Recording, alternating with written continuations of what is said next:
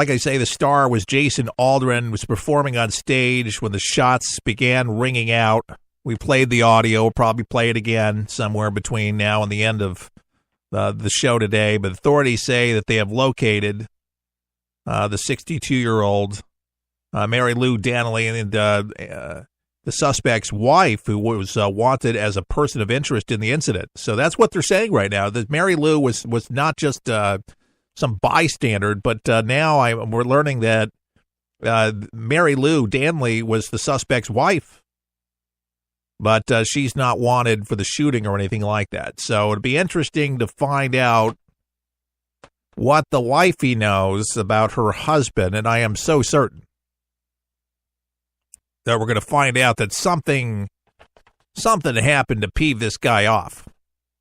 Something happened, and with his precision, the guy was on the 32nd floor displaying these automatic. You don't have to be a great shot, but what's got a lot of people thinking, making it go, is this guy did not waste hardly any time in between rounds reloading. So this guy was pretty skilled with putting these magazines in so quickly like this. I mean, this guy was on a mission.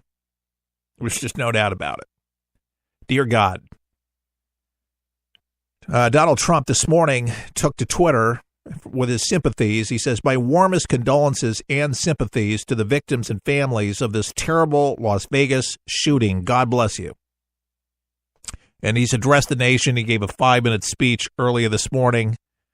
Just heartfelt, saddened that this has happened, that there's a full investigation going on. Gave a little Bible scripture verse, very, very touching, very befitting. But, and I thought he did a nice job. It was just very somber, very presidential. Man, you got to think about this president and the things that he's got on his docket. It is enormous burden, and he signed up for it. But with Puerto Rico, with Texas, the islands, North Korea, Iran, there's just so many things happening right now. It's so overwhelming to keep up with all of the events of the day, and trying to make some sense out of it, and to bring some stability. And you got to thank local law enforcement officials there in Vegas, because they got this guy. They caught this guy. This guy did not get out of the hotel. They were able to identify where he was in the room, and he heard him coming up there and shot himself before they could get to him. Pretty cowardly way, don't you think, of exiting the world. Doesn't have to take any responsibility for his actions. However, as some of you know, that there's going to be a reckoning. There's going to be somebody that he's going to stand in front of. He's going to have to give an account to the good Lord. And I don't think he's going to have any good answers there. To kill that many people, that's, I think they make a hot place for people like that have done something like that. Unless this guy, I find it hard to believe, was given some kind of wacky medication that didn't tick to his heart medication or something like that. But I say no. But do you have that much hatred in your heart towards another individual? I mean, I've been upset. I've been frustrated with people, but I have never, even this idiot, to say, I want to kill you. I've never thought that way. That's just not how I was brought up. I'm not happy with his actions or anything like that. But I'm looking for answers like most Americans today. And believe me, this is definitely water cooler discussion, because the nation's talking about it. This affects all of us. This people from all over the United States attended this music festival, this concert. So you might find somebody that you know, or hear somebody in your community that was there and may not have been so lucky to be able to get out of there. But I guarantee you this, folks, for those that were able to escape and to get out of the crosshairs and they weren't shot themselves, life's not going to be the same. There's going to be a new meaning to their life. And I hope for the better. I hope there's a fervency. You know, John McCain, you know, he's got he's got a tumor. He's got cancer. The prognosis is not good. But he said that he's got an extra pep in his step. He said he's got a new fervency. He's got a new lease on life, so to speak, because he realizes that his life is short. And I think, you know, looking at all the things that are happening in our world today, and I say life is short. It shouldn't be so much about things. We live in such a materialistic type of world where it's all about social status, what you have, keeping up with the Joneses, and so many people, they work for that very thing. They like to see the reactions of other folks. You know, I was in Miami Beach not too long ago on the Strip, and I was perfectly fine, believe it or not, driving my Volkswagen Jetta. It's white. It's not the most expensive car there on the road. I like it. It's gas efficient. I fit in it. I'm 6'2", and comfortably I fit in the car. And when I punctured my tire, I had some kind of big yellow ring around it. It kind of looked like I had some kind of hub that was put on by the Department of Transportation for parking in the wrong place. So I had a lot of onlookers there in the Strip looking down at the tire, thinking that was rather interesting. And I'm going past Lamborghinis, tricked out, and all sorts of things. You know, they drive up and down the Strip there to make a scene. You know, it's usually much older guys trying to, you know, impress some of the young ladies in the bikinis. That's, you know, that's South Beach, Miami for you. But anyway, important things, folks, the things that matter, take on new meaning when you have a brush with death or you see death. You're around it. It's kind of a pause for the cause, if you will, to kind of take some inventory and say, what am I doing with my life? Where am I going? Am I making a difference? Am I doing something with my life? And I think it's an opportunity for us to really look at people around us instead of just ourselves and realize there's more people on the planet than just ourselves, and we do so much better.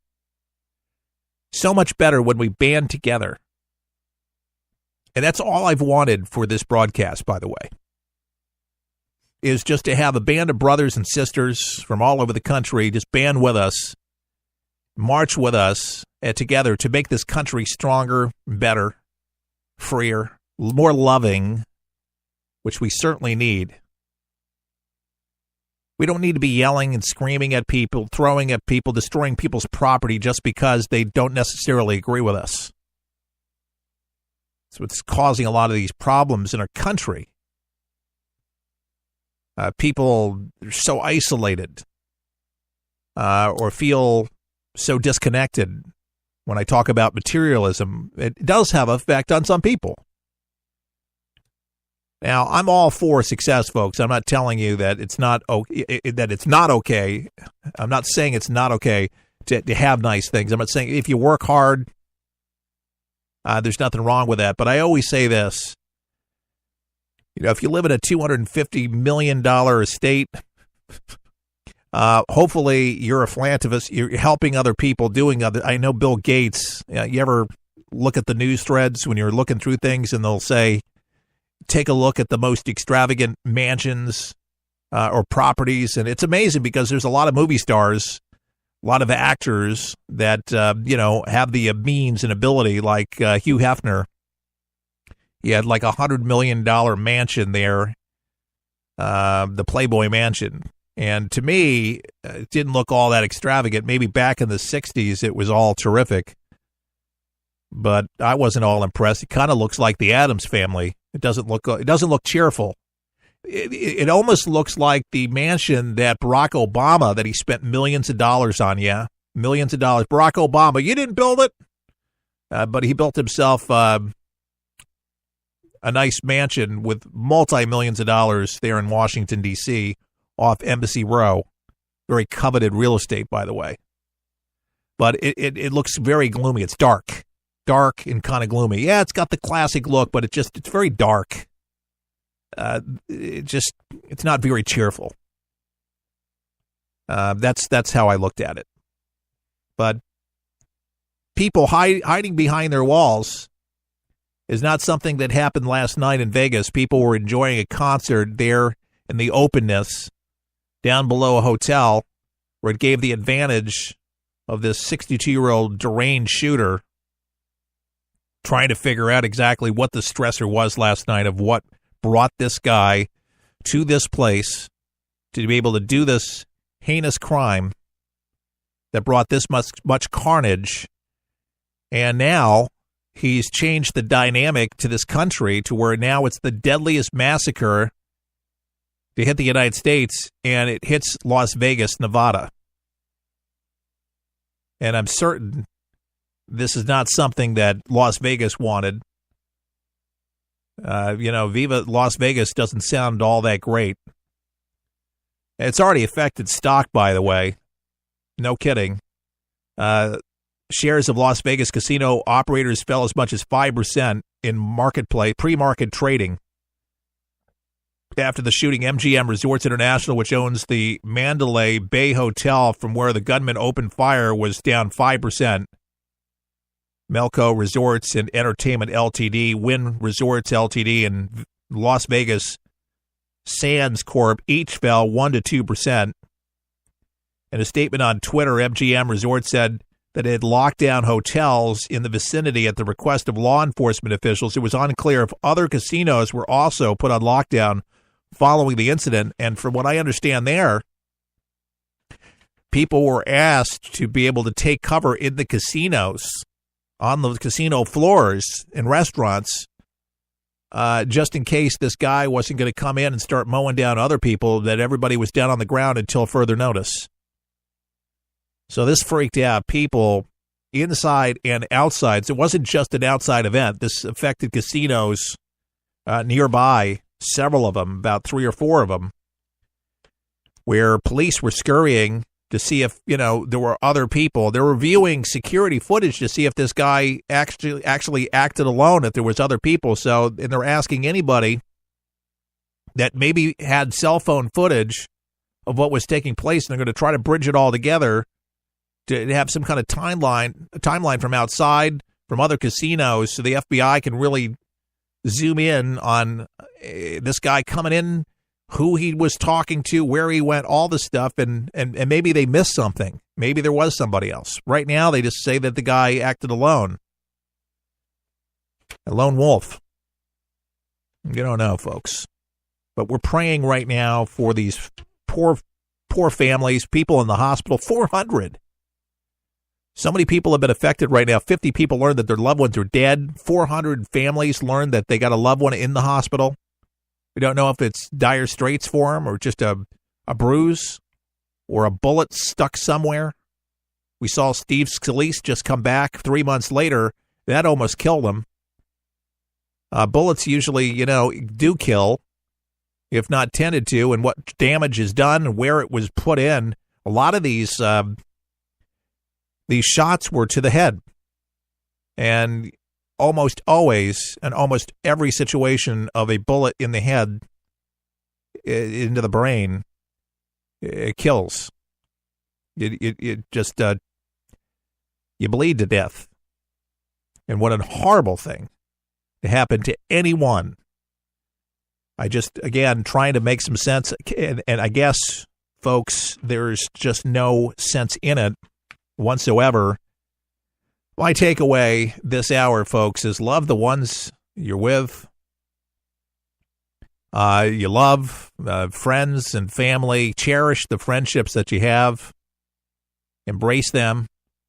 I think God brings people into your life, not by accident, but for good reasons, to teach us, to guide us, direct us, to help us.